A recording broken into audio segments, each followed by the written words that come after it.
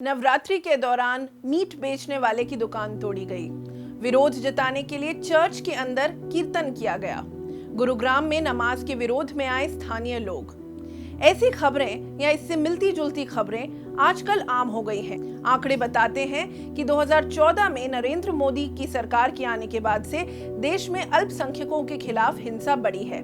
The wire के इस video में आज हम आपको बताएंगे कि आरएसएस, बजरंग दल, वीएचपी और इन जैसे दूसरे भगवा संगठन और उनके समर्थक अल्पसंख्यक समुदायों के प्रति नफरत फैलाने के लिए किन हथकंडों का इस्तेमाल कर रहे हैं। कपड़े के ब्रांड फैब इंडिया को 19 अक्टूबर को हिंदुत्ववादी लोगों के विरोध के दबाव में अपने नए विज्ञापन की टैगलाइन को बदलना पड़ा, क्योंकि वो उर्दू में था। दरअसल त्योहार के सीजन के लिए फैब इंडिया ने एक विज्ञापन निकाला था जिसकी टैगलाइन थी जश्न रिवाज। बीजेपी सांसद तेजस्वी सूर्या समेत हिंदुत्ववादी कई लोगों ने इस पर आपत्ति जताई और कहा कि हिंदू त्योहारों के लिए उर्दू शब्द का इस्तेमाल आखिर क्यों किया जा रहा है। ट्विटर पर बॉयकॉट फैब इंडिया ट्रेंड करने लगा, जिसके बाद फैब इंडिया ने जश्न रिवाज को बदलकर इस्तेमाल किया झिलमिल दिवाली। उर्दू को मुसलमानों की भाषा बताकर इसके जरिए मुसलमानों का विरोध करने की ऐसी घटना हमें तब आम लगने लगती है जब हम गली मोहल्लों में हो रही शारीरिक हिंसा को देखते हैं, जिसके बारे में आगे बात करेंगे। अक्टूबर के शुरुआती हफ्ते में उत्तर भारत के कई शहरों में ऐसे वीडियो सोशल मीडिया पर वायरल हुए जिनमें दक्षिणपंथी हिंदुत्व संगठनों के सदस्य नवरात्रि के दौरान मीट की दुकानों को बंद कराने की कोशिश करते हुए नजर आए। इस हफ्ते 18 तारीख को हिंदुत्व नेता मधु शर्मा, जिन्हें मां मधुरा के नाम से जाना जाता है, एक ट्रेन में एक मुसलमान व्यक्ति के साथ मारपीट करते हुए नजर आई।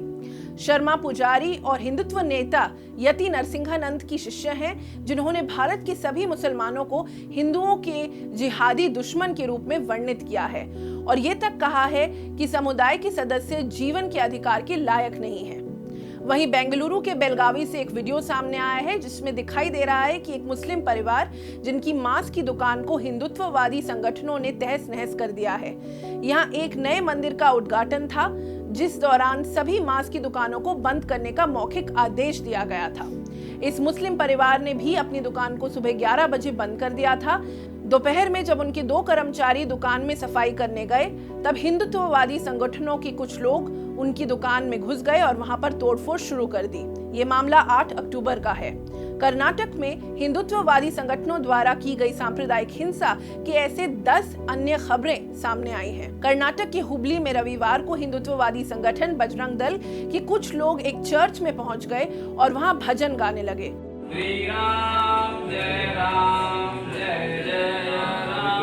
पूछने पर बोले कि इस चर्च में जबरन धर्मांतरण करवाया जा रहा है और उसी का वो विरोध भजन गाकर कर रहे हैं। 15 अक्टूबर को दशहरा था, बुराई पर अच्छाई की जीत का दिन। इस दिन बिहार के नालंदा जिले के अलग अलग घटनाओं में 3 मुस्लिम युवकों को भीड़ ने पीटा। मोहम्मद रजा बाजार से वापस आ रहे थे, वहां दशमी के लिए भीड़ थी। किसी ने उनसे उनका धर्म पूछा, बताने के बाद उन्हें धार्मिक अपशब्द कहे गए और उन्हें पीटा गया। सद्दाम कुरैशी और आसिफ को भी दशमी पर भीड़ ने उनका धर्म जानने के बाद पीटा।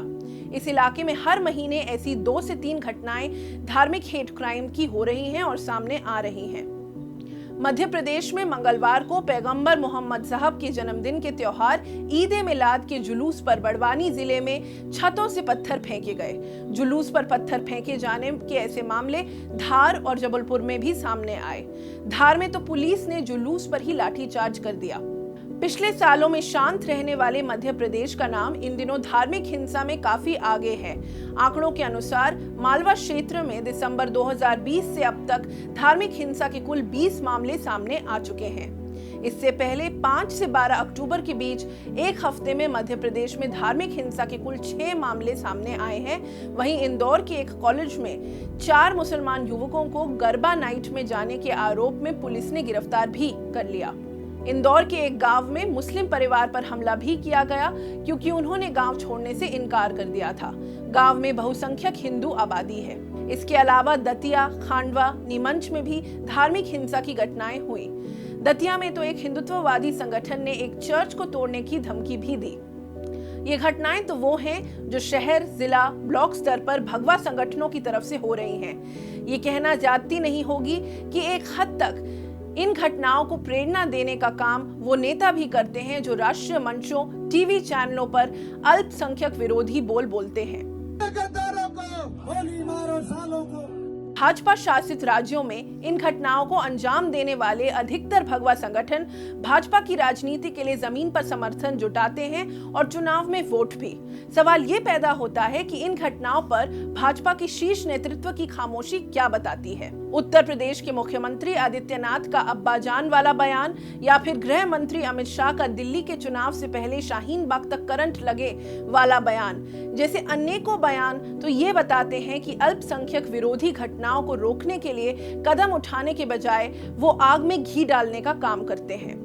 भारतीय जनता पार्टी ये दावा करती है कि वो देश की नहीं बल्कि दुनिया की सबसे बड़ी पार्टी है।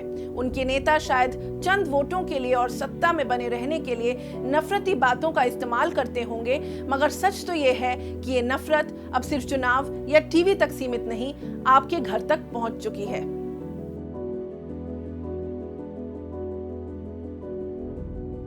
द वायर के और वीडियोस देखने के लिए सब्सक्राइब करें और बेल आइकन पर क्लिक करें। स्वतंत्र पत्रकारिता की आर्थिक मदद करने के लिए डिस्क्रिप्शन में दिए गए लिंक पर जाएं और अपनी राशि चुनें।